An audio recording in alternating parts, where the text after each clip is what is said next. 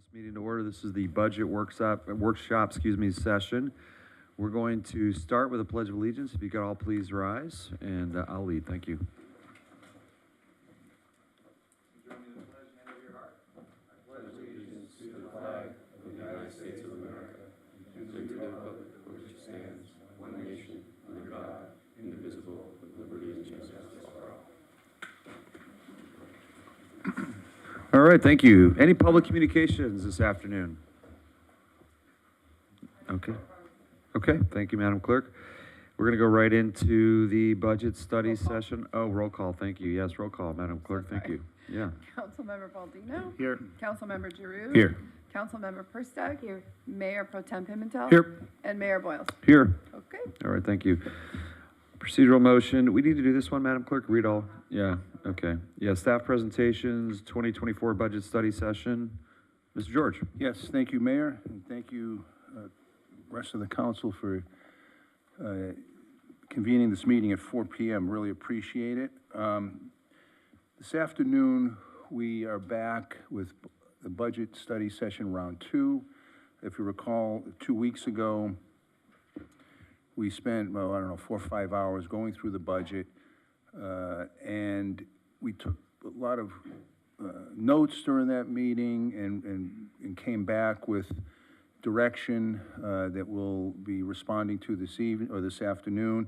And I think the primary direction from the last meeting was that in looking at the revenue projections that staff came up with, and projections into the next fiscal year, there was a desire on behalf of the council to really not utilize any potential new revenues and really flatline the revenues where they stand right now. So we took that, went back, and met with the finance director to discuss ways of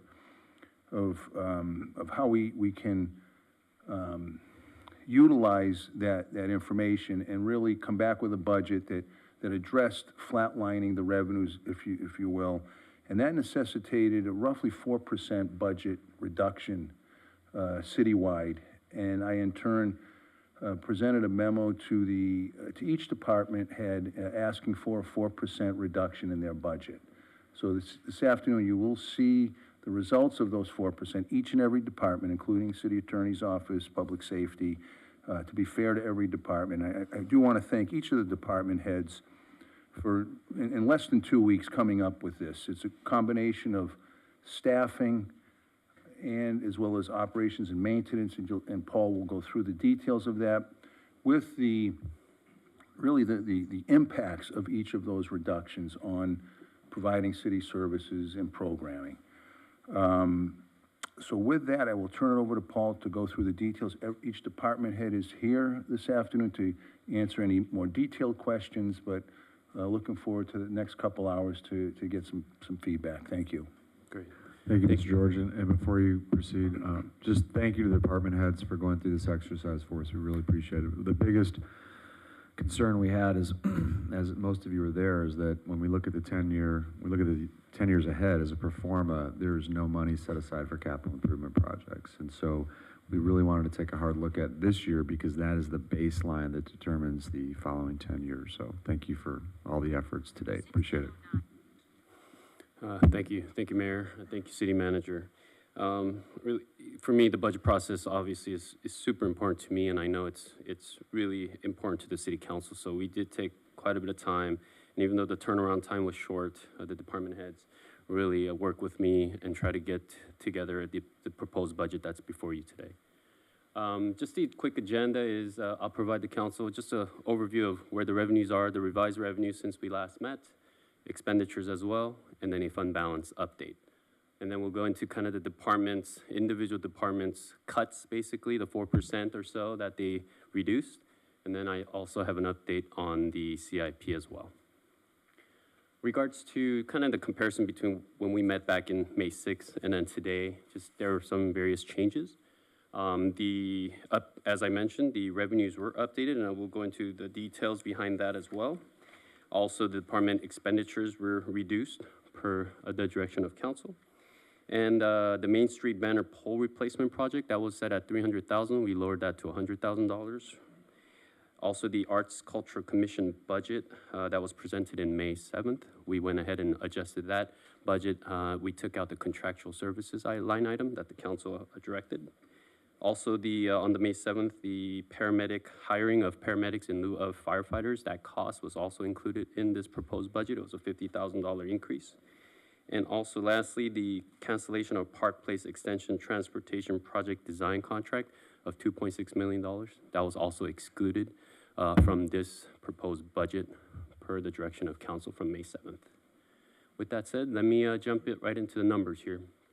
In regards to just the big picture, all funds revenue, if we go to the left bottom, we're at $164 million adopted budget this year. Next year, with now the revised revenues, we're looking at $165.9 million or $166 million.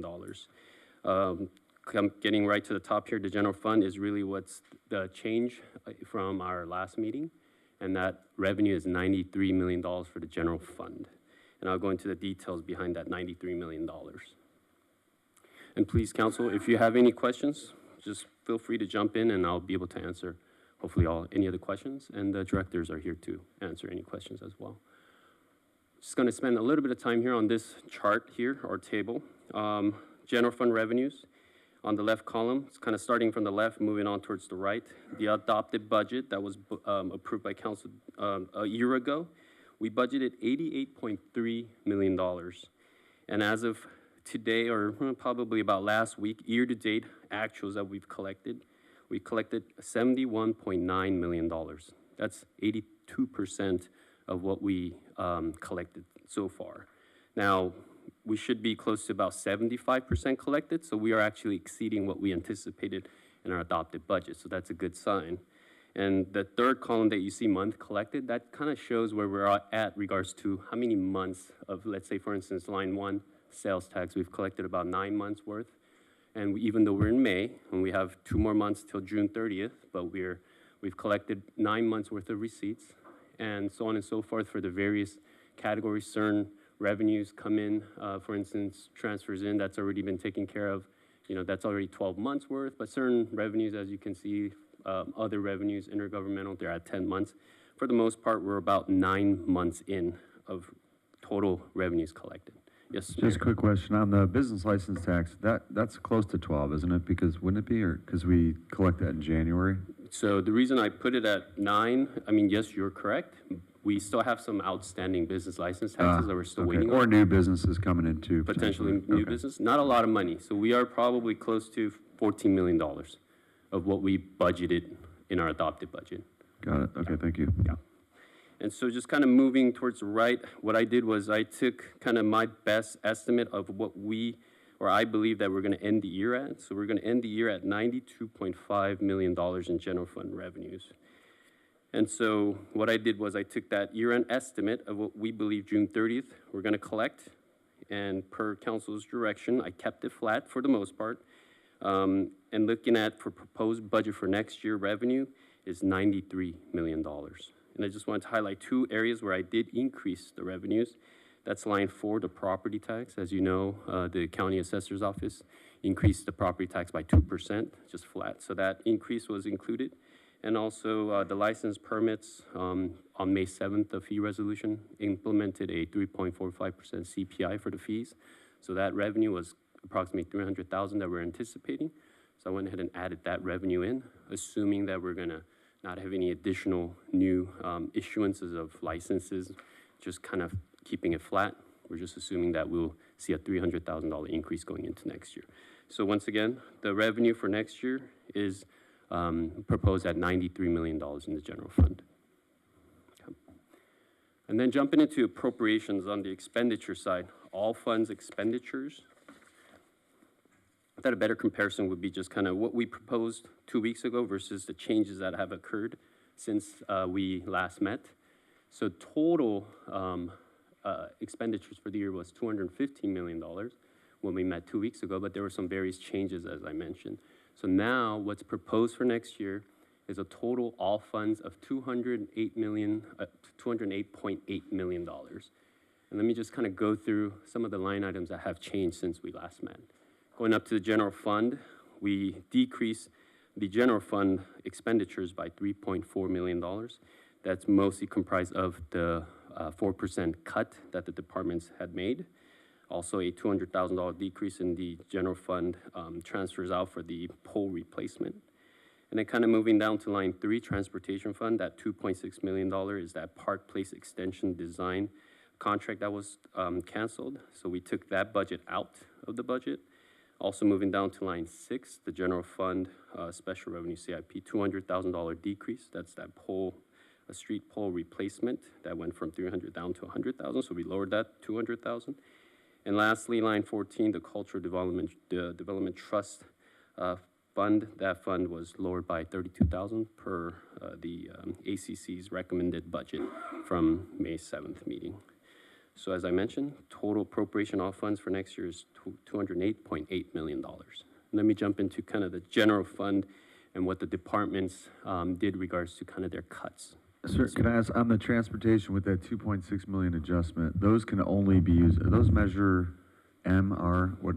Yes, restricted funds from. They can only be used for transportation, and then how much do we have once with that add back, 2.6? Is that, because this was a COG allocation, right, or no?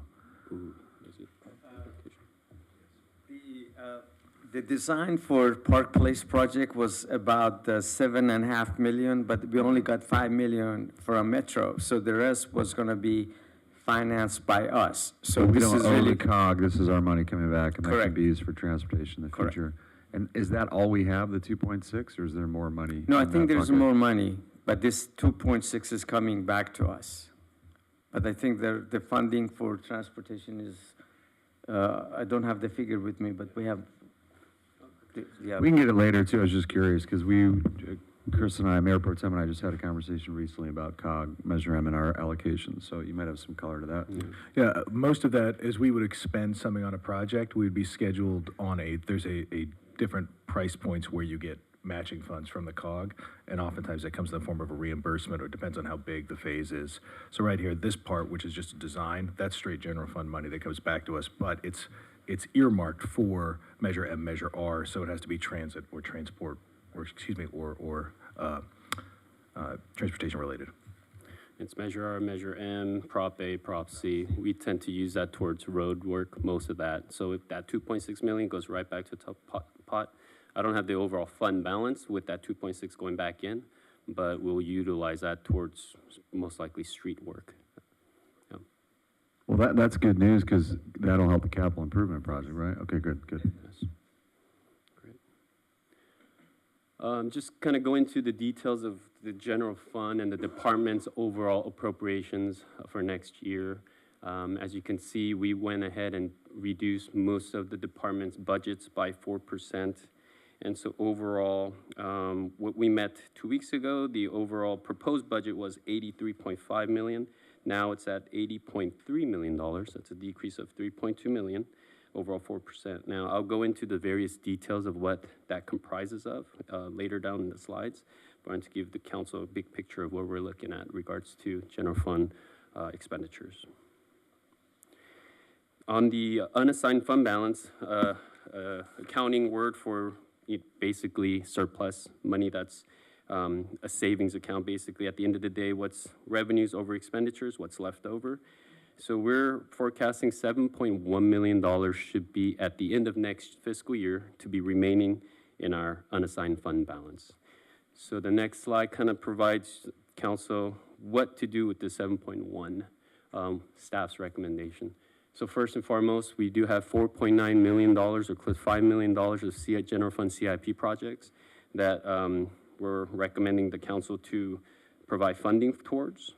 And then that will leave $2.1 million of true, in a way, the bucket of remaining funds that the council has discretion towards. Now, later tonight, we do have the FFA MOU that's before you, and that cost for next year is approximately $1.1 million. That's not in the current proposed budget, as it depends on the council's direction tonight. So the way I would view this is you have $2.1 million. You net out 1.1 if you were to approve that FFA contract. then you have $1 million kind of in your balance, with assuming that the revenues that I forecasted at 93 million and that our appropriations that are at 90 million comes to fruition, and there's no changes there. So that's kind of the wiggle room, in a sense, that $1 million the council has discretion. And that's based on your projections of revenues being flat? Yes. Okay, thank you. At $93 million, yes. And just for clarification, there was no plug you put into the budget for anticipated FAA? No, There was nothing? no. Because we knew that the contract was in negotiations. We knew that it was going to come forth to council. So we didn't want to add an assumption-based number. We wanted to actually leave that out. If council approves that tonight, our team will go ahead and include that $1.1 million into the budget for next year, when I'll bring back the full-on budget with that 1.1 million with the proposed budget on June 4th. Just quickly, yes. sorry, Mr. Strong. The 5 million then roughly for the CIP, that is everything we've already approved for Rec Park, correct? Not everything, but skate park, teen center, lighting, fields, essentially. Well, 4 million of this 5 million is included for Rec Park, yes. And it doesn't cover everything. I mean, you know, eventually we'll come back when the design work is completed. We're looking at about a year of design work. The 5 million that I saw, the 4.9, what will that cover roughly? I think we have it right here. Here it Okay, is. thank you. Yep, perfect. So out of that 4.9, and I know we're skipping down to the CIP, but 4 million of that, as you can see, the bottom, the second to the bottom, is the Recreation Park Project Phase 1. But that won't pay for the entirety of Phase 1, just so we're clear. I mean, No. we got a bid for just plans for grass and sprinklers, and it was $1 million, and Elias was able to negotiate that down with another vendor. It would be helpful to know what we're getting. What does the 4 million cover roughly at Rec Park? Do we have an answer to that? Yes, please. I would like to know. So for the 4 million, what we're hoping to do with that is the teen center renovations and the skate park and the basketball court, and then possibly the fields. The two, George Brett and softball field. Just the turf renovation? One of the fields, I'm sorry, yes. One of the fields and no lights. Lights would be later. Right. Okay, thank you. Yep.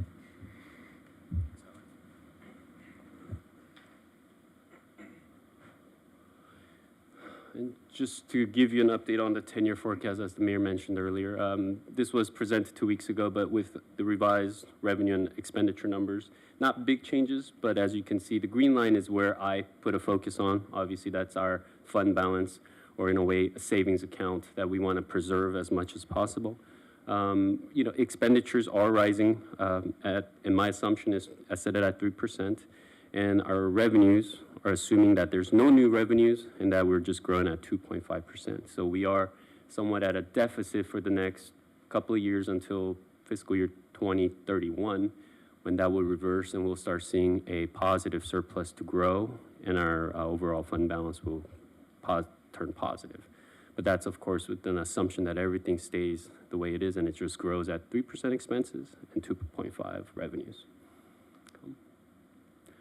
With that said, that kind of concludes my overall big picture for the council to understand, so that you can kind of see the various detail for the departments that will go into the department detail now. One thing I do ask the council is that any changes, my team is here to make, if council has any items that the council wants to change, we'll take notes, and then obviously when June 4th, I'll come back and have that included in the proposed budget for you to adopt. With that said, let me begin with City Council. City Council, last 2 weeks ago, you cut your budget by 5%, or 5%, $5,000. That's actually 2% of your budget, and that removed the sister city budget, and that impact is just that there will be no programming for the sister city for next year. Okay.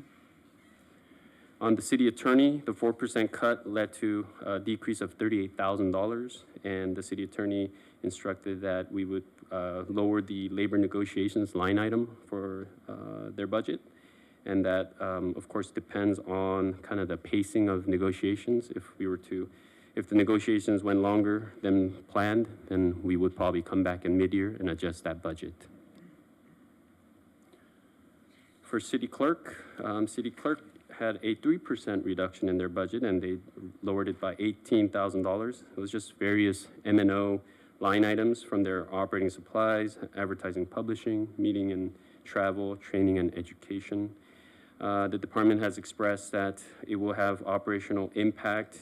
They will do what they can, but if revenues do improve during the 6 months into the fiscal year, we might look into potentially asking for additional budget to increase their M&O decreases. On the city manager, they're reducing their budget by $118,831, and that's potentially freezing their executive assistant position for 12 months. And the city manager has expressed that due to the freeze, it will impact, of course, just the departments picking up every other duties that the executive assistant would have assisted the department with. On to my department, finance and treasury, and also non-departmental. I'm lowering my budget by $128,000. That's 4% decrease. And that just kind of spreads various areas. I'm lowering my contractual services from temporary employees for our ERP implementation. That just means my staff will be kind of doing dual working on ERP, but also just doing their day-to-day operations as well. GASB 96 implementation, that's something that has been outsourced, but potentially we could take that in-house. Obviously, that's just more of a burden for my team, but Vicki has expressed that she would be able to take that on. Excuse me, I know that the department heads gave this on a very quick turnaround, and it's a sort of a peanut butter spread of everybody give me your pound of flesh. Have we vetted out? I mean, city manager, have we talked through what the impacts of this are? I mean, that ERP lift we've been talking about for a year and a half, that is a heavy lift. And if we mangle that because we're trying to do city business and then do the ERP implementation on the cheap, on the side, I mean, that is, there's hidden costs to all of these things that, and I don't want to make this a 9-hour meeting where a bunch of people who don't work in the city, meaning us, cherry pick through, like, is this a good idea or is this a bad idea? But some of these look really operationally risky. I mean, the HR piece, we've spent years trying to unwind HR pieces, and we are cutting HR headcount in this. And I realize there's financial realities, but I don't want to put you on the spot, city manager, but have we talked through what the actual operational consequences of some of these decisions are? Yes, in the short time we had, we did discuss this one-on-one and then as a team.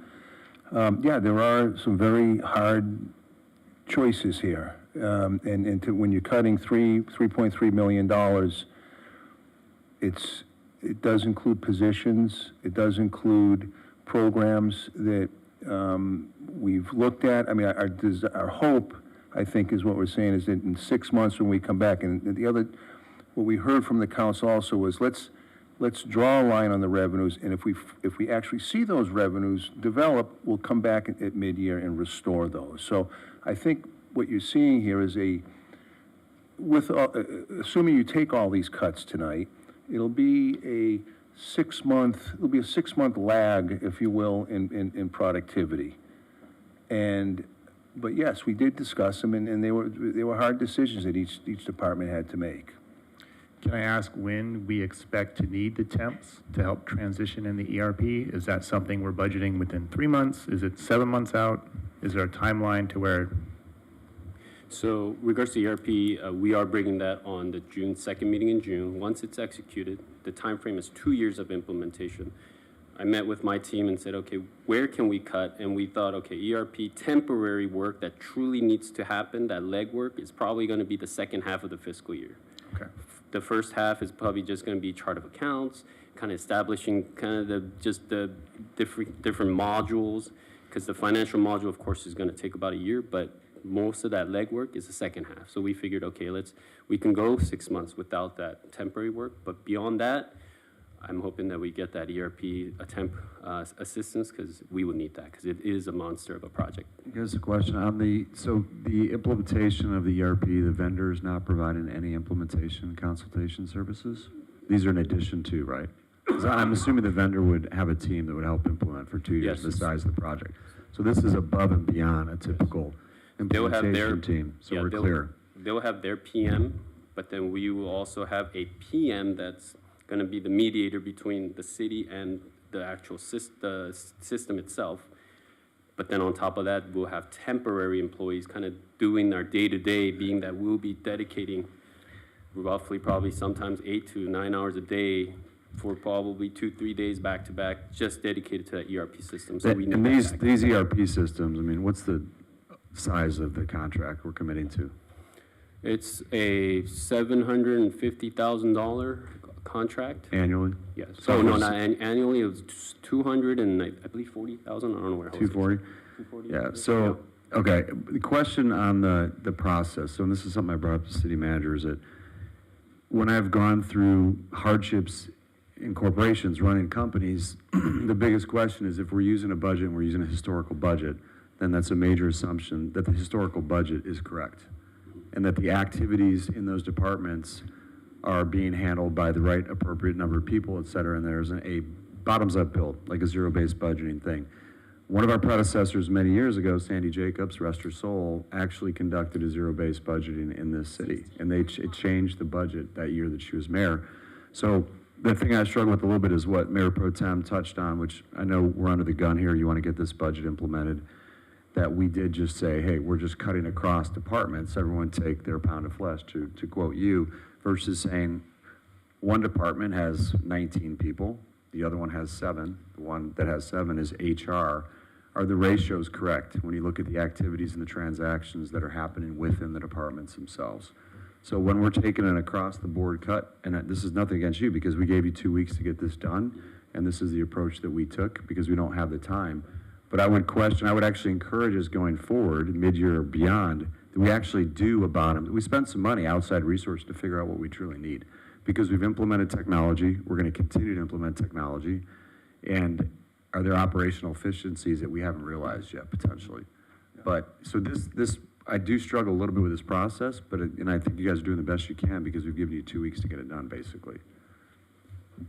I just wanted to add to that, for zero-based budget, I came from Santa Monica at one point where they tried to implement a zero-based budget, and if the thing was, for me, being a new, 4 months in, during the budget process, I got the privilege to actually microscope and look at every line item. When I met with the departments, I questioned basically, what did we do on the past 2 years? Why did we only spend $5,000 when you're asking for $50,000? I had various conversations with the directors, and so that process is, in my view, a sense, a zero-based budget, meaning how come historically you only spend this much, but why are we asking for this much? What's the growth? And that, for me to at least understand why we're additionally increasing that budget. So we did kind of go through that scrutiny, but I understand, Mayor, that a zero-based budget is kind of looking at bottoms up. Yeah, I'm thinking like Zero this activity-based out. costing. How many people does it take to do certain Yeah. transactions and planning for a department? How many transactions do we get? And then really thinking about our head count that way from the bottoms up versus what we've done here, which is fine. Again, we're under a timeline, and I appreciate that. I think going forward, though, this isn't the first time, this is before you, preceded you. We've had this conversation on the dais, is let's actually take a hard look at our budget from a bottoms-up build. Because when you look at the next 10 years, it does not look very good for us when we have capital improvement projects that we can't pay for. And we haven't demonstrated the appetite up here to increase taxes, revenue, nor bonds. So something has to give with the equation for the next 10 years. And that's why I'm so concerned right now and just want to make sure we get this as right as possible. So, And of course, part of my job, council, is to bring forth what other options do we have. I mean, there was the long-range forecast that unfortunately I wasn't able to use, but I will want to use moving forward regards to what's the implications, what are we looking at, so that it gives you the tools to make those decisions for the community in large, because as you stated that, we have various large CIPs. Operationally, we're balanced, but there's these deferred maintenance capital needs that are out there. That's going to take sufficient funds, and that will drain the general fund. So I just want to add one thing. So as we go through this budget process, the one thing I believe we as a council want to make sure there's common sense budgeting. So with this new ERP system, it's definitely something we've been pushing for a while. We need to do it. It will streamline a lot of efficiencies.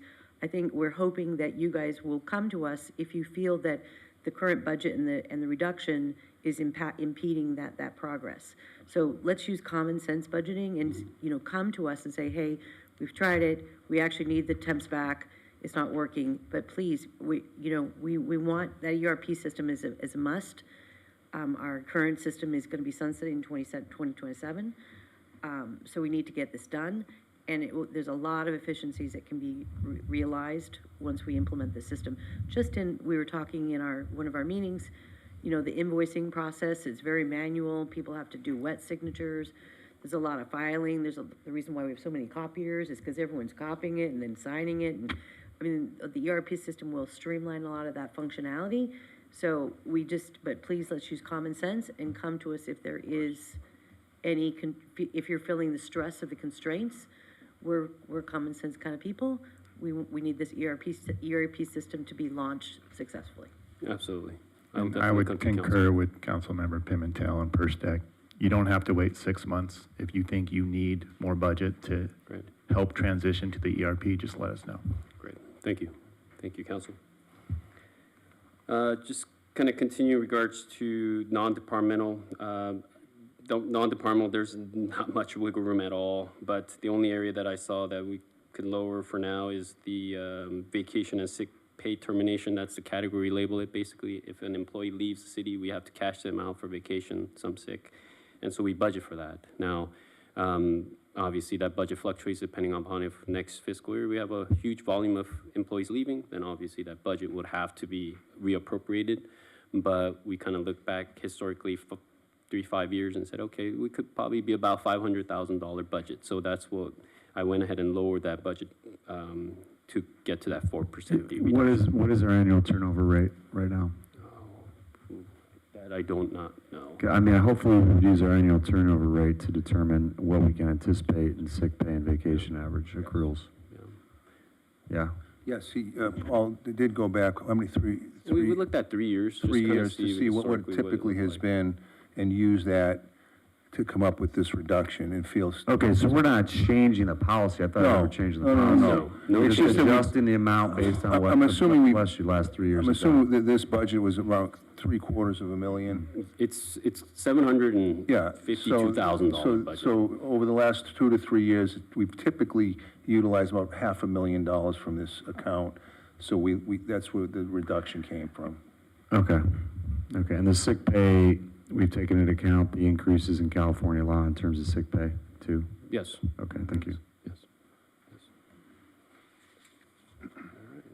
Paul, so a question for you. Yes.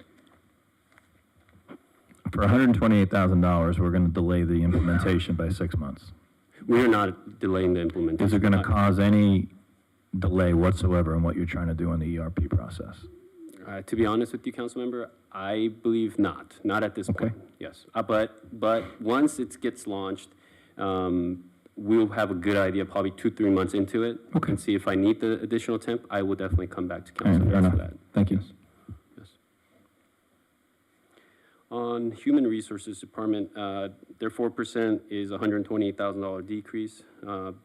They're freezing their HR analyst position, and just the impact will be recruitments, creates delays in filling their vacant position, reduces the number of citywide training and wellness initiatives. I am not in favor of that, but I don't think we should be freezing any positions in HR. I don't think we should be freezing any positions in pretty much any department. That's going to be my common theme over the next few slides, especially when we get to Ms. Mancini's department, so I'm just prepping you now. Second. No, I Was that a agree. motion? Yeah, I agree. You have 7 people in the head count last budget supporting, how many employees do we have full-time? What's our full-time equivalent? 380? 350? That's soft from a HR to people ratio. But then in finance, for example, we have 19 or something. 270 FTEs. That's full-time bodies, yeah. Full-time, Yeah. yeah. Yes. I mean, don't get me wrong, I understand the exercise, and I appreciate you doing that. I'm just saying, I'm not in favor of that piece of this. Gotcha. No, I think we have consensus to add that back in, right? Are we all clear on that? That we're not Yes. freezing this HR position, we're going to give you that money Just the HR position. for now. For now, yeah. Just to give you some context, regards to the various department freezes that the whole departments have asked, it accumulates to $1.5 million. So just to kind of get you an idea where we're looking at. So with that said, I will go ahead and not include the HR analyst. Okay. All right, on the information systems IT department, they're reducing their budget by $160,000. That's reduction in computer and computer supplies, contract services, training, repairs, and maintenance. The impacts are just their limits their ability to purchase new software solutions, impacts operations when new vendor support contracts are needed, and just reduces education and training opportunities for their staff. For community development, their 4% is just freezing their plan check engineer position for $164,000. That, of course, has a impact to just potential delays to processing plan checks and planning entitlements. That also has a cost recovery aspect of it, being that they'll contract that out as well. So that's what the department proposed. So on the community development, I mean, we implemented a new system recently, correct? Yes. So I would love for Michael to come, to say, with this new system, we've been able to streamline or optimize, and this should be the new, if this helps you with that new system, because I mean, everything's been now automated, right? So people don't come into the offices anymore, or not very rarely. Everything's done digital. So does this help you, or does this hinder you? Well, the system itself, about a year ago, we presented to council that we saw after implementation, which was May of last year, actually, we saw a 30% reduction in turnaround time for plan check reviews as an average. We saw a 50% reduction in permit application to permit issuance. So we continue to see those results. Permit process certainly shortened without one additional body. Maybe that lingers a little bit, but it's not that less folks are needed. It's a matter of how long things take. So we certainly saw greater efficiencies, but it doesn't mean there's less people required if we want to maintain the current level of service. And then don't we now have code enforcement, which it could be like, I mean, it's not a revenue generator, but there is some additional funds that come in as a result of that. And I know we were talking about expanding that code enforcement. Would that help offset some of? Yeah, it's hard to project the revenues that would be generated from code enforcement. Ideally, and typically we see voluntary compliance through code enforcement. That's the number one prerogative, is to achieve voluntary compliance. The citations are really a last resort effort, and so it's hard to predict what that'll be, especially since we haven't been able to onboard additional bodies yet for code enforcement. Now, historically, your department is the one where, because it's so elastic to the economy, that we do contract out a lot of the services. Does this represent a vacancy that's a bit below the norm of what we have?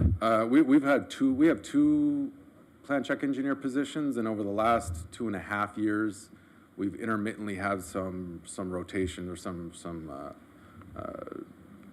folks leaving and then filling a seat, and then the second position leaving. So this is one of those current seats that's been vacant for a couple months now. So as you mentioned, we do have contract services. So when that happens, or when we do have a surge of permit activity, we can offload some of that to the contract service. And as Paul mentioned, those are pass-through costs. We simply just take the plan check fee and pay a percentage of that to the contract vendor who does our plan checking. So this one's a bit of our canary in the coal mine, because if we're overperforming economically, then we need a demand for this position. And if we're underperforming, then we're fine contracting it out. I think this was one of those ones that probably falls exactly to what you were saying earlier, that if suddenly we see a surge in demand, that's the one where I don't think we have to wait 6 months and say, hey, we are actually ahead of schedule on permitting and plan check. We'd like to add this one back. Just, how long does it take to onboard a plan check engineer? Is recruiting fairly straightforward on this? It's not but it's tough to find people. Okay, well, that's important. Yeah. What can you talk to us about, Mr. Allen, what's going on in terms of, now that you have this system and you measure throughput of your department, how are transactions now compared to like last year, for example? Are we seeing a trend up, down, flat? We're staying pretty flat. I don't have the last 2 months worth of data. I just haven't had the time to look at it. But at least as of 2 months ago, our permit activities were maintained pretty flat in terms of volume.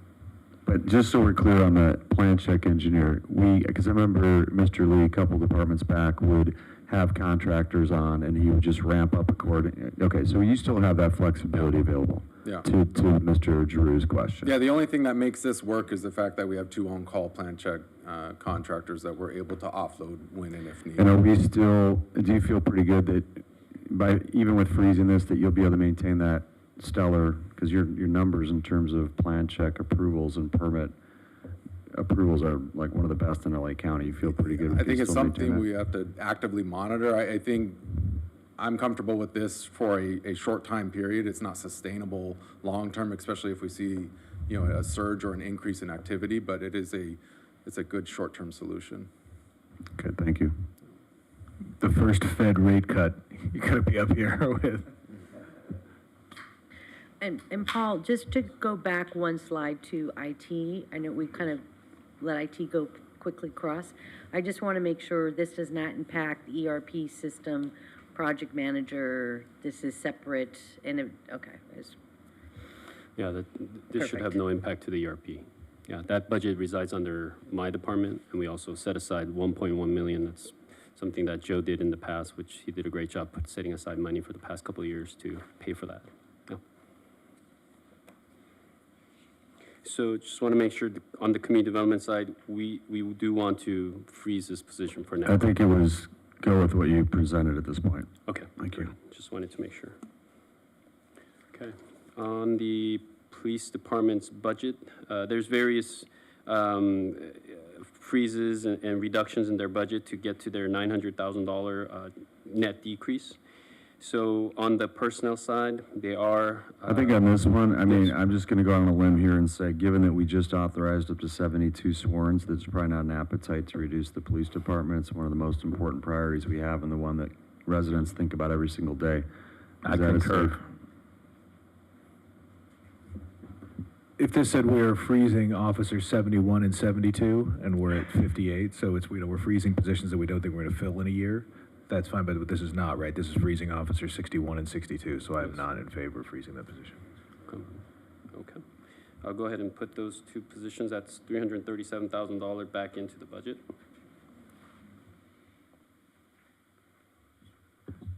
I do think that there is probably room to lengthen the duration of odometer time for equipment replacement, because some of those equipment replacements pop up on a calendar basis, not necessarily a usage basis. Chief, careful, because we're going to talk about that SWAT vehicle later, and I know we just bought a SWAT vehicle a couple of years ago.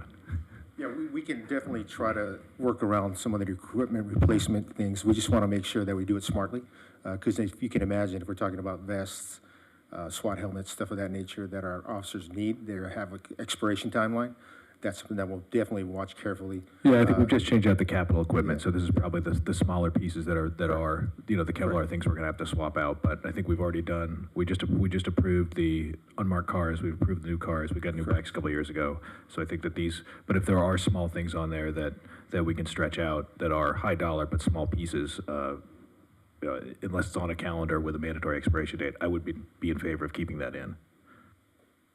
I mean, keeping that, the extension on equipment replacement. Understood. Any other questions on what we're cutting? No, but would this be a good time to talk about the parking, The permit program? not permit parking, but like, enforcement, sorry, parking enforcement for, ticketing? Because we have a lot of our parking is not adhered to, and we don't issue citations. And I know, once again, it's revenue, but it's not great revenue, but it is revenue. But I know, like, Manhattan Beach funds half their police force, I think, on parking meters, right? So just, it's something we should talk about. Or park enforcement at the beach. You said, is everyone up for? I mean, I'm always up for a good parking meter conversation, and I don't care how unpopular it appears to be up on the dais. Where are we going to come up with? Already we're adding back, and we know we're in a bad deficit situation for the next 10 years. and we're adding back. So we're either gonna have to cut expenses or increase revenues. There's no way about it. There's only two ways to get there. So, parking downtown, using technology, certainly open to considering something like that. That's been talked about before up here, hasn't really gotten much momentum, but it is, everyone complains there's a parking problem. There's not really our studies suggest there's not a parking problem in downtown El Segundo, but we do have plenty of people that, on the other hand, abuse it, park for long periods of times, employees, et cetera. That's revenue that we're not getting, that's turns that we're not getting in terms of people visiting businesses, so yeah, I'm open to talking about it. I have no opposition to us enforcing 2-hour parking where it says 2-hour parking. I do think philosophically, balancing the budget on fines and forfeitures is a toxic practice. Yeah, I understand. And one that we should avoid. But if we want to, we have 2-hour parking and want to tell people like, hey, we're going to start enforcing 2-hour parking, that's one thing. If we want to designate our parking structure a pay lot, it can't be less utilized. So if we want to do that, that'd be fine. I'm not in favor of parking meters on the street, but I don't have any issue with us doing 2-hour enforcement. I just don't know that that's going to make a material difference to our balance sheet. Do you want me to talk on that? Simply, we don't have the infrastructure to do all the parking enforcement. We're currently using cadets to do that enforcement. So in order to do that, you need the personnel to do it effectively. And you talk about Manhattan Beach, I just spoke to some officers today. They have about 10 that are strictly dedicated to parking enforcement. That's a job that's 24/7, and that requires a whole other level of personnel to handle that kind of problem. Do you know roughly what they generate? Maybe you know. I do not know that. Because they've got the lots at El Porto, but also all through downtown with their parking revenues. Be interesting to hear that. Yeah. What was the program you said we're using to enforce parking? Cadet Cadets. Cadet Okay. program, yes. Okay, That's because not- years ago, it was like, if the dog guy was there, they would use him, but there wasn't a dedicated, so that hasn't changed. No. Okay, so. The dog guy still does, the PSO does the animal control stuff. Yeah, And then yeah. the PSOs are used for a bunch of other stuff now that we used to have other personnel doing, so because of the shortages, we're robbing Peter to pay Paul, if you will, to get the job done. Okay, so we'll talk about this at a future agenda Okay. then. Thank you. You're welcome. Any other questions? Don't go too far. Thank you, Chief. I'm not, I'm here. Okay. Yes, sir. I just want to make sure, Mayor Pro Tem, you mentioned about the reduction in equipment replacement charge. That's a $176,000 reduction that's currently in the budget. You want it to stay in the budget, correct? Yeah, that's correct. Just wanted to make sure. Wait, so you saying put that back in the budget? or No, keep no, it no, as proposed? no, that keeps it at 160, so we are reducing them, that's part of their reduction, is the equipment replacement fund. Okay, so the consensus was hire the officers, but keep the equipment That's right. replacement as it is. Thank you. So for the only direction I got was go ahead and add back the 2 police officer positions back into the budget, which is $337,000. We'll add back. Correct. Okay. All right. Fire department. One quick question, before we leave that, the reduction in overtime, I Yes. think I'm gonna guess, we don't want overtime reduced. I know right now it's difficult to close cases because we're shortage of people. Is there? Yeah, definitely that would be a concern, should we have any crime spree, if you will. We don't want to get into the position where we can't hire overtime. So we reduce that knowing that there's not much room for us to cut costs. We talk about our budget is 80% wages and benefits. Then you look at 20% that's left, about $1 million of that is stuff that we have to have, such as the jail, radio system, the frequency. So there's not much room. So if you cut me the $270,000 in the overtime expenses, last thing I want to do is have my personnel looking at overtime so carefully that if we need to put officers out in the field, we're going to say no because we don't have the money for it.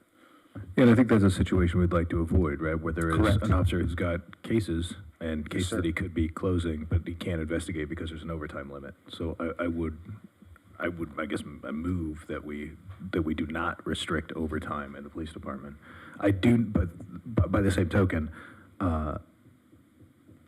is it in here on this slide where we have the special events and things like that? Like, if that's something that we want to limit overtime on special events is one thing, but I don't want there to be a case where a guy's like, hey, well, I could close that case and go and do an investigation, but I can't work overtime on it. Yeah, the priority is definitely to solve crimes and prevent crimes and being out in the field. Those are the priorities. And there's times, again, where if we have officers that call out sick and there's a mandatory that we have to have certain minimums out there, that's going to require overtime. So there's certain numbers that we need to have out on the field at all times. Can we clarify what we're doing here? So we're taking an overtime number and reducing it? Is that what I'm Yes, hearing? Okay, yes. so what is it, what was it, and what are you The proposing? entire amount, I have it here, give me 1 second, put on my glasses. It was a reduction of 212,000. I believe the total amount prior to that was 900,000? Almost $1 million, roughly. So we're cutting about 20% of that budget, the overtime budget. I mean, so that, Chief, that's gonna have a material effect on your ability to combat crime? Yes, sir, definitely. But that's a budget for the entire year, right? Correct, yes, sir. So if you see that you're incurring more overtime on a monthly basis to where you're going to max out of your reduced budget in 3 months or 4 months, come back to us, right? Because we don't want to do anything on a budgetary Correct. basis that's going to affect how you do your job or Right. the level of professionalism you provide to our community. Sure. Because we defer to you and your expertise. So we're up here, trying to move numbers around, but at the end of the day, we trust on you smart people to actually run this city. So Yeah. tell us if there's a problem with the decisions we make, and we will listen to you. Correct. And that was, the number that we came up with was based on the prior years of what we used. And the reduction of 20% could be very hurtful to our organization and what we're trying to do. And the last thing I said I want to do is have my managers and my captains being concerned to put a person out in the field that could protect our community because we're trying to save money. That's the last thing I'd like to do. To Councilman Baldino's point, halfway through the year, we do the mid-year, you might be at 500,000, because you're using Correct. 1 million or 900 last year. Can we just attempt to achieve this goal and see how it goes mid-year? We can Is that definitely try. reasonable? Yes, Because sir. you're not gonna spend all that money before Yes, mid-year sir. anyway, We right? can definitely try. No, it won't be mid-year, I doubt it. Okay. I hope not, meaning that there's nothing, no crime sprees or anything of that nature that is concerning, but we can definitely try to.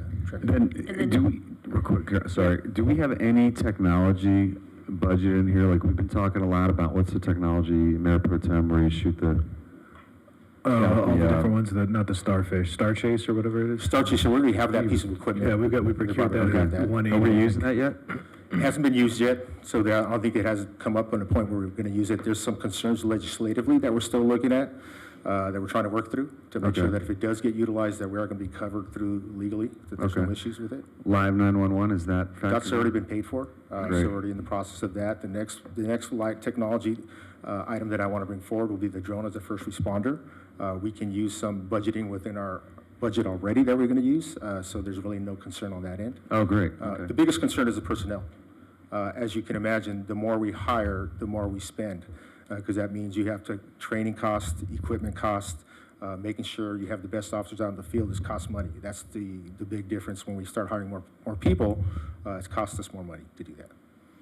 And then I was going to bring up special projects, or special events.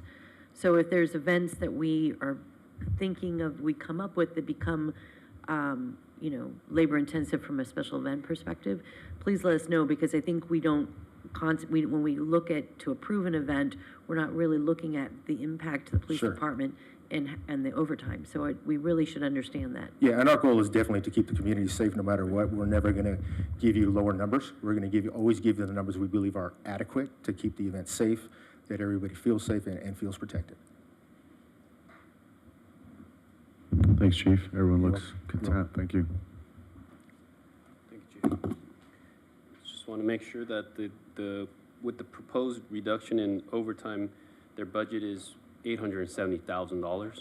So it seems like the direction is go ahead and keep that reduction in the budget, but 6 months during mid-year, we'll evaluate that, and if they need additional overtime, we'll go ahead and appropriate additional funding for overtime. Correct. And they'll also have, of course, salary savings if they need to. Let's say there's a surge in overtime need, they can dip into the salary savings, we can make that adjustment and obviously come to council for additional appropriation. So I'll monitor that with the chief.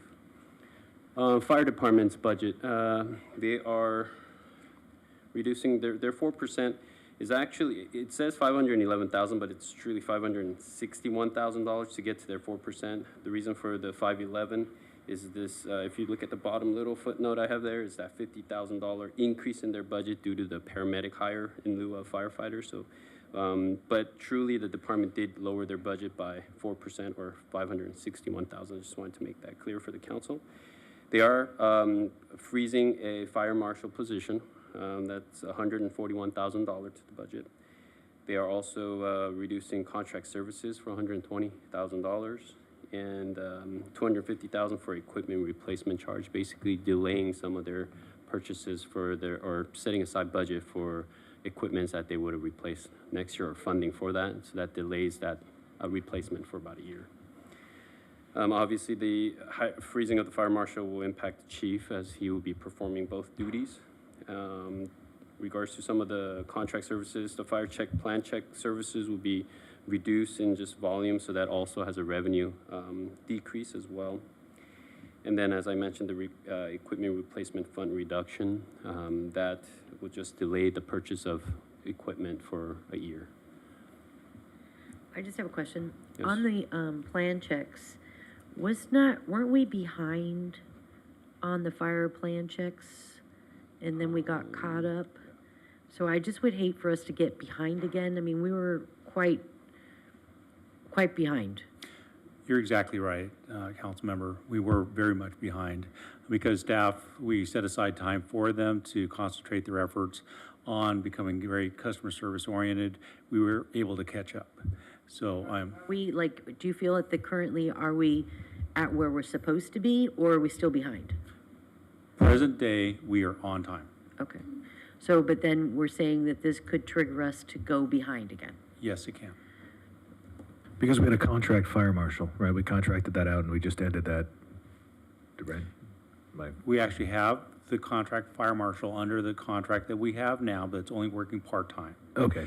So with the reduction of not being able to have a fire marshal for 12 months, obviously I'll take on those duties, but it also spreads my plate very thin. Thank you, Chief. Okay. I'll move on to Public Works. For Public Works, their department 4% cut is part personnel, part just vehicle operating charge. So the director is proposing a freeze on 3 positions: the facilities systems mechanic, engineering technician, and the inspector. And also a $42,000 decrease in their vehicle operating charge. Regards to their personnel freeze, that reduction, of course, will potentially delay CIP projects and also delay their department's response to needs for the facilities and engineering service for development. Elias. So we've been talking ever since I've been up here about how you need staff. And we're going to freeze 3 positions. It doesn't make operational sense to me. So are you trying to tell me that not having 3 positions filled for 12 months is not going to negatively affect your department? It would. It does impact us. Like what Michael Allen was saying, we also depend on on-call contracts if we see a surge in activities, and to that end, we have been using on-call contract for doing the inspection, and will continue to do so. Okay, so basically we'd be moving the money from one bucket to another. Instead of paying our own people, we'll be paying contracting services.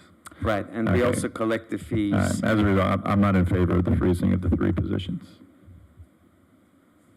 Elias, can I ask where we're at in the hiring of these 3 positions? Are they already out there and we're collecting interviews? What's the status of it? And what do you think the possibility is you can hire 3 people within 6 months? I'm working very closely with HR. They've been very responsive in filling in the positions. It's in the process. We'll be able to land with these vacancies with the right candidates. I believe we could within 6 months. We are working toward that, but but now we put it, you know, if we are allowed to fill in those vacancies, I think there's a good chance that we might be able to fill in those vacancies by, you know, in 6-month period. Okay. I would agree with Councilmember Giroux that we need these positions to be filled. So remind colleagues, we've already added back like $750,000, right, Mr. Chung? 800, thank you. So we're, I don't know, we'll see how this plays out. So I don't agree. I don't want to add the 3 positions back. I think we need to continue to look at, I think we should get through all the departments and then make some decisions, because we're just adding back. We're not even getting to where we decided we wanted. We had consensus to move forward with some reductions, and we're not there. I think we had consensus to look at what reductions would look like. Okay, that's the difference between that. I wanted to see this because I wanted to see where it would actually come from, and now what I'm seeing where it's actually going to come from, you got to make some other decisions. I mean, you know, we can't sit at one meeting and sit there and say we feel really, really good about the direction we're going, we feel good about our budgets when we want something to be financed, and then all of a sudden turn around 2 months later and say, well, no, now we're really worried about things. So we got to be consistent on both sides of that. Are you seeing the 10-year performer differently than me? Were you seeing the same 10-year performer when we decided to put $15 million in a plunge, and I brought up the same exact comments? You guys all said the same thing. You said, I feel really good about this. So I'm like, that's fine, but we can't talk out of both sides of our mouth. If we're going to use the strategy one side, you got to use the same strategy the other way. And I'm just using that one because it was the most, I mean, I brought up the exact same things we were talking about here, and we all felt, or 4 of us felt, that we felt good about where we're going. So, okay. If we felt good about where we're going then, why do we not feel good about where we're going right now? Because we didn't see the 10-year performer as clearly as we're seeing at number 1 then. And also, we made a commitment long ago, and we had funds set aside for part of those capital improvement projects. How many, have you had to implement budget reductions in the past? I'm sure you have. I implement them all the time. Have you ever gotten a, yes, sir, I'm right on that? There's no pain involved with making these changes as a department? There's always pain involved, Drew, but it's a matter of, you're cutting, we're literally saying, let's cut our ability to service. That's the part I don't get. You're assuming that, we don't know that yet. We do not know that yet. We're hearing that in some cases. We just said we're not going to decrease police. We've already authorized that. Mm-hmm. We do not know that yet. We're basing our budget decisions on historical information that we've used for the last decade. All right, then I would also call the fact, Paul, if you want to come up for a second. I'm assuming you're a pretty conservative guy. Yes. I'm also assuming that since you've been hired and you had just a free look at this whole thing from the ground up, because you didn't know anybody anything when you came in here. Yes. Right? Yes. So you questioned everybody to death. Not to death, And but you, yes. and you stood by, but you stood by, like your first budget that you came up with a month or so ago, or was a month ago, a few weeks ago.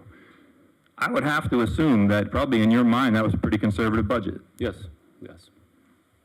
My feeling personally is we hire someone to do a job. If your budget comes out wrong, that's on you. Because you're the one providing the information. That's the way I look at it. And I would look at it from any department head. If that's what you say you can do, it's on your head if it doesn't come through that way. So I would assume that you would be a little bit conservative on it. Now, you stuck your neck out, so you were good with your first budget. Yes. We asked you to come back and give us some things here, and I appreciate everything everybody's done. I know there's a lot of work. But a lot of the things I'm looking at is we're reducing our ability to service each of these departments by cutting positions or freezing positions, and I don't personally, 1 of 5, don't believe that's the way forward. The other thing real quick that Councilman Drew that we know is we have no funds for capital improvement projects in the next 10 years. That was based on his last budget. There are no funds for CIP for the next 10 years. Is that true? Well, with the assumption that's built in currently. Well, the same assumptions that you're presenting this budget to us right now is the baseline for the 10-year performa, and there are no funds for capital improvement projects. So cutting a couple $100,000 out of each department is going to solve our capital improvement projects? It's not. $4 million as a baseline now, knowing that we're growing every year. If expenses increase 3% a year on that $4 million save, that is significant over a 10-year period. That's the difference. It's significant over a 10-year period with an awful lot of assumptions in there. Bottom line is we're talking about no new revenues. We talked about no taxes. We've talked about all those things, right? We have to increase revenues. But we're looking now at decreasing service. And that's the part I got a problem with. Well, we don't have to increase revenues, and we haven't demonstrated the appetite to do that. In fact, there's a voter initiative right now that's gaining a lot of steam that could actually unwind our recent business tax increase, as well as kill what the voters already approved. So that's a real thing. That's polling well, apparently. So, I mean, we don't know what's going to happen. We can't assume that we're going to.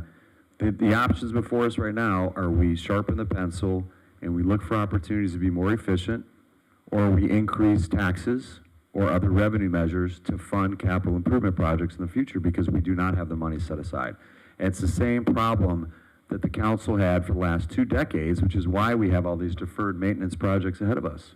It's why the rec park looks the way it does. Right, and we're talking about decreasing personnel in said departments that we're trying to have our capital improvements in. So we're going to improve all this stuff, and we're not going to have anybody to run it. Allie, when you get up here, that's going to be my biggest thing. You're going to have to double your staff when we open up the plunge. How the hell are we going to pay for that if we can't even pay for this right now? To Councilmember Giroux's point, we have made a decision to put a lot of money into capital improvements around aquatics and around parks and recs. And if we're going to undergo several large public works projects, then this department is one of those departments we need to rely upon to help get those projects completed in an economical and quick manner.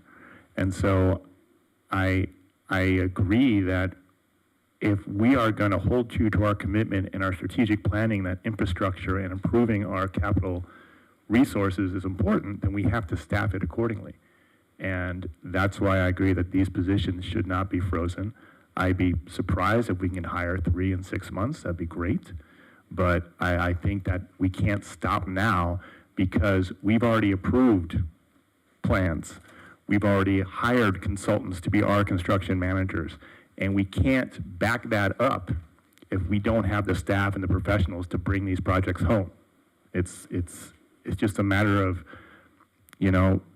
the city runs on people, and if we don't have the people, the city's not going to run as well. So I agree with Lance Giroux. I think these. Okay, is there a third that agrees that we need to add back to 3 positions for Public Works so we can move forward? I agree. All right, thank you. You have that, the word on that. I'll go ahead and add the 3 positions back in to the budget.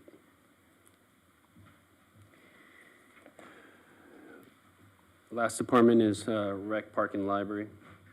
Day 2 are freezing the aquatics manager position for $191,000 savings or decrease in their budget. M&O, they are also decreasing that by $192,000. Majority of that is in the equipment purchase, delaying that purchase out for a year, but also some garden plot project. I believe that was $10,000. The stump cutter, that was under the automotive budget. And then library, children's computers, I believe that was close to $12,000. So a cumulative of $192,000 in the M&O side. Obviously, the impact is just reduction aquatic staffing and planning, delay in aquatics business plan development, and plunge capital funding campaign. Well, we're not really decreasing staffing because we haven't had someone in that position. So my question, Allie, is on the delay various equipment purchases. Can we be a little bit more specific on that? Are we talking about aquatics based? Are we talking about, what are we talking about here? I think some of this funding for the equipment replacement was some of the field stuff that we talked about, various things, but we have the ability to, select which of those pots we want to pick from, but it's those types of things. It's not aquatics equipment. Okay, so it's technically, it could be fields, it could be rec park Correct. stuff. Correct. it's difficult to say, okay, fine, let's do this if I don't know what we're talking about. So, I mean, Fields has been one of the biggest issues that we've had over the past few months, and it's gotten demonstrably better. Right. Fields look fantastic. Your staff has done an amazing job, but it also required us to purchase and upgrade and get the things that we needed to get. I don't want to take a step back from that. So are you saying that you can keep the same level of what these fields are at right now with this? I believe we can. Okay. We are looking at redoing our RFP for contractual services, so we're going to look at putting some of the onus on our contractor. But again, we'll come back 6 months. Sorry, I know that the new plunge is not going to come online in this budget, but at some point in time, you're going to have to ask for an awful lot of headcount. That is correct. And ideally, That's I'd down like the a road. manager's position now, just because of the, the various things that, Well, we can argue that one left and right, but my point is that if you don't have a business plan right now, there's no need for an aquatics manager unless we know that we want that person to be. And that's going to be a discussion down the road, but eventually it'll be filled, but we got to figure out what that person's actually going to be tasked with before we hire them. My opinion. Just like our engineering department, if we are investing millions of dollars into aquatics, then we need staff to help run those programs. We need staff to help prepare those programs. If we're going to go out to the community and ask them to donate to renovate the plunge, we have to show commitment that we are going to be properly staffed to program and run it. So I would ask that this aquatics manager not be frozen and that go back in the budget. I like the idea of renegotiating the service contract for maintenance. I think there's a lot of wins that can be gained there in a contract that hasn't been looked at in a while, and hopefully that can help maintain our parks. But the aquatics manager need to be hired yesterday. Okay, does someone want to second that, or is there consensus? Actually, Ryan, I just want to ask on I know it's part of the aquatic subcommittee is talking about that as well. So the only question, we're going to need an aquatics manager. I'm just questioning the timing of it because of the fact that we're not quite sure when the plunge is going to open. So right now is adding an aquatics manager on top of Joe and on top of the others that we have there. Now you're just stacking people. we have two. In management We have positions. 2 full-time people running the entire aquatic center and Hilltop Pool, working on the business plan, working on the capital campaign. There's 2 full-time people in aquatics. Hilltop Pool is a summer program. Right. Okay, so let's Well, yes. be honest. Yes. All right. So we're really talking about The aquatic center. Okay, gotcha. We're definitely going to need one. It's just a matter of whether it goes in this budget or next budget, and then how big it's going to be. Right. But I would start advertising and hiring and get that position filled as soon as possible. I don't understand why we'd wait for the plunge and then bring someone on to help design and program and advertise. There's a lot that goes on. Not to mention the problems that we're going to rise with the plunge renovations and changes we're going to have to make. If we can't do this locker room, or we're going to change that. It'd be nice to have a staff with experience and professionalism to help us make those decisions, so we're not always relying on consultants. That's what I don't like. I want to build a professional staff that knows our city, that we can trust to look out for the best interest of El Segundo, and we're not always outsourcing it to some consultant who's going to tell us what they think. So I would like to see that position not be frozen in this budget. So, and we can talk about what that position is or who it does, but we can't have the amount of commitment of time and money devoted to aquatics and not fund these positions so that we can at least maintain what we have already, let alone what we're about to bring online. good point. I agree. So if there's a third, we can move forward, or we, I'll be the third. okay, so we're adding back aquatics. What's the number now, Paul? Just curious as a tally. Let me just do the math really quick here. That's 187. Probably a little over $1 million. Let me get you a better number, but Hey, Paul, just so we're on the same page here, I've got the HR analyst, we're adding back 2 PD officers, the 3 public works positions, and the aquatics manager. yes. And evaluating police overtime mid-year, but keeping with the suggestion they had there. So, yes, we're at 1 million, a little over $1 million back into the budget.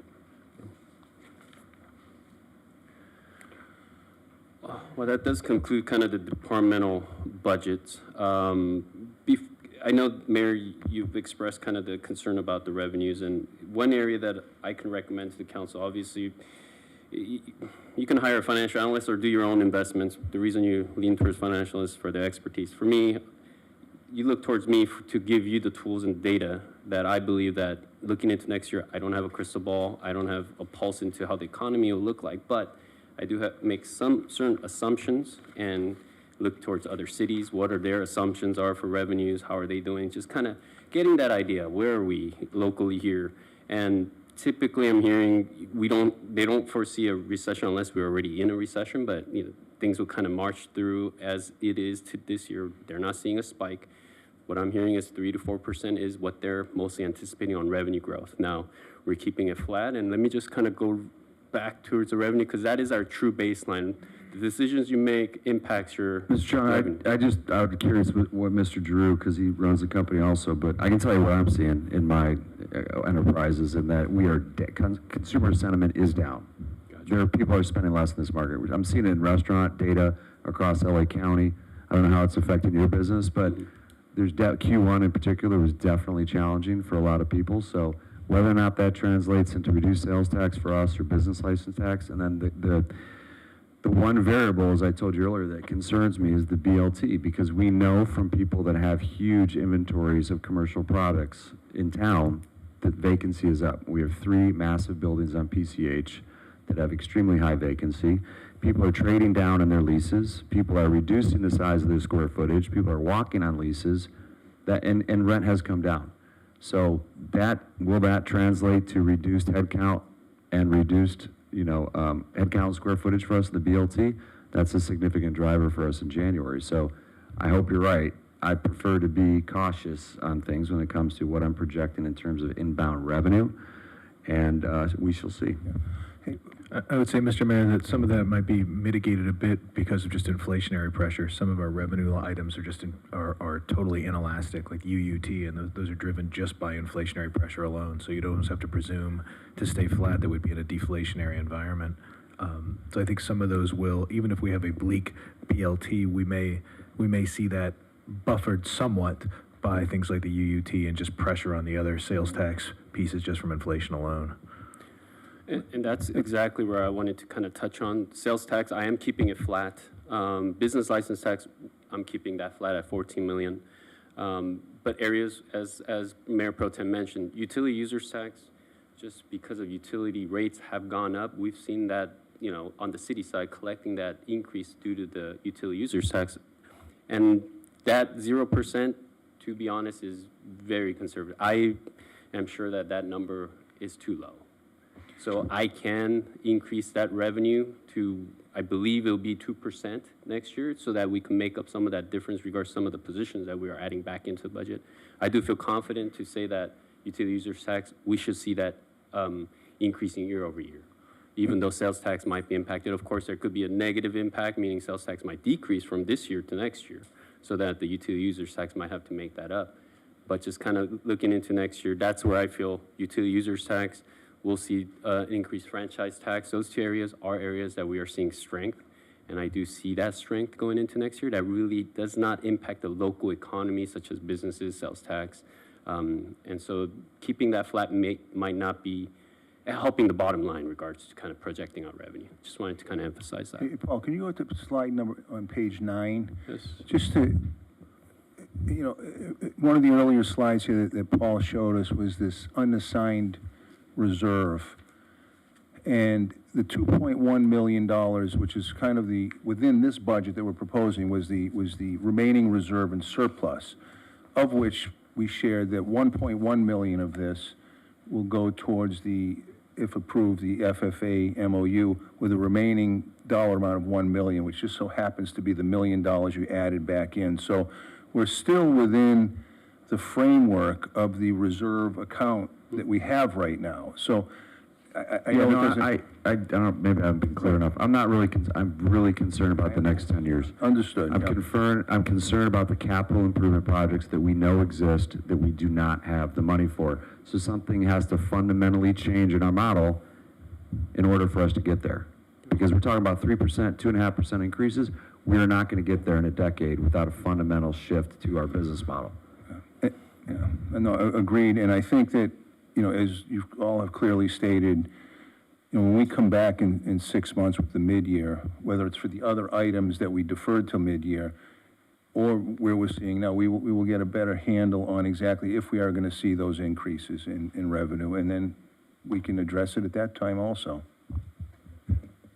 Okay, good, healthy discourse. Anything else, Mr. Chung, on the? Yes, just to finish this up, regards to capital, I know we touched on it earlier, but just wanted to inform the council, $24 million is going to carry over from this year to next year's budget. That's already been appropriated. New projects, we're looking at $15.1 million. Just two updates. The $2.6 million was taken out of the transportation fund, so that's been lowered to $3.3 million. And then the general fund appropriation side, as we tackled it earlier, it's sitting at $4.9 million with the $4 million Rec Park Phase 1 project in there. And that concludes my presentation. I'll make these changes, of course, from the final kind of decisions that council makes and directs staff. One thing I'd like to bring up, when we come back for the mid-year, to the point of things we're talking about in our business model and things like that, I find it a little bit interesting that 98% of our revenues come from businesses, yet we only have one full-time person in economic development. So maybe we should be looking to allocate more funds towards economic development and see, do we need another person? Do we need, what should that look like for us to be able to go out there and start generating more revenues and allocate a department to do that? Because it's difficult to have one in, sorry, I didn't mean to say you're 1.5, because you have a lot of things to do, Barbara. You're spread over a lot. You're the utility player. You're a Swiss Army knife right now. But I think that's something we need to look at if we're going to look towards the future. We already authorized that too. 2 years ago, we came out of strategic plan and we said, we need another person. Ombudsman was a terrible name, but somebody to bird dog all these different opportunities in town, and we haven't found that, and I totally agree. If we should be allocating where we know we need to generate. That's a revenue generating position potentially, at least longer term, so I totally concur. Doesn't mean I don't have the same concerns about the capital improvement projects, but I totally concur. Okay, final thoughts down here, Mr. Baldino. Thank you, Elias, for getting those banner poles back in there for $100,000. To me, it's kind of part of a hometown charm to see a sign for whatever, Main Street Fair or something on Main Street. So thanks for working on that number and making sure we can still have those banner poles for a better price. Thank you. Anyone down here? Good?